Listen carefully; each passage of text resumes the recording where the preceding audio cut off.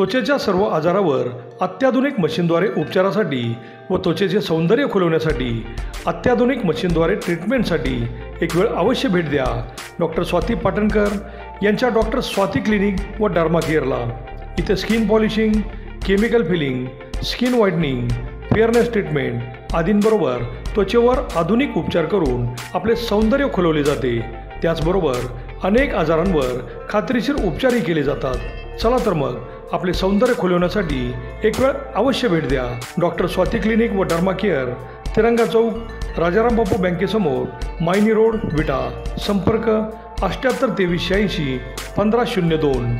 नमस्कार, प्राईम न्यूजमध्ये आपल्या सर्वांचे स्वागत। पारे विटा रस्त्याची दुर्दशा झाल्याने वाहनधारकात संतापाची लाट उसळली असून आमदार सुहास भैया बाबर यांनीच आता यामध्ये लक्ष घालून संबंधित कॉन्ट्रॅक्टरला सूचना द्याव्यात अशी चर्चा सामान्य नागरिकात होत आहे। निवडणुकी अगोदर आमदार सुहास भैया बाबर यांनी मतदारसंघात आणलेल्या विकास निधीतून मतदारसंघातील अनेक गावातील रस्त्यांची कामे सुरू केली होती। त्यात पारे विटा रस्त्याचे काम कुर्ली फाट्यापर्यंत अतिशय दर्जेदार झाले होते, पण नंतर खिंडीतील काम सुरू झाले आणि अर्धवट अवस्थेतच बंद पडल्याने वाहनधारकांना प्रचंड त्रास होत आहे। या रस्त्यावरून घोटी, पारे, पाडळी, धामणी, बामणी आदी गावातून अनेक जण आपल्या कामासाठी येत असतात, तर अनेक व्यापारी, विद्यार्थी, शेतकरी, नोकरदार यांना नित्य नियमाने या रस्त्याने यावे लागते।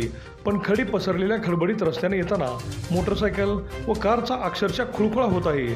साईड पट्ट्याही व्यवस्थित न भरल्याने रस्त्याची मोठी दुरावस्था झाली आहे।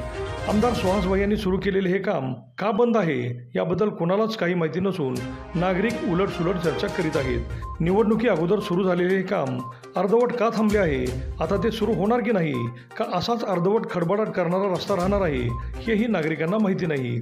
मोटरसायकल, स्कूटर चालवताना प्रचंड अडचण होत आहे, तरी आमदार सुहास भैया बाबर यांनी ताबडतोब यामध्ये लक्ष घालावे व नागरिकांना व वाहनधारकांना या मोठ्या त्रासातून मुक्त करावे अशी चर्चाही होत आहे।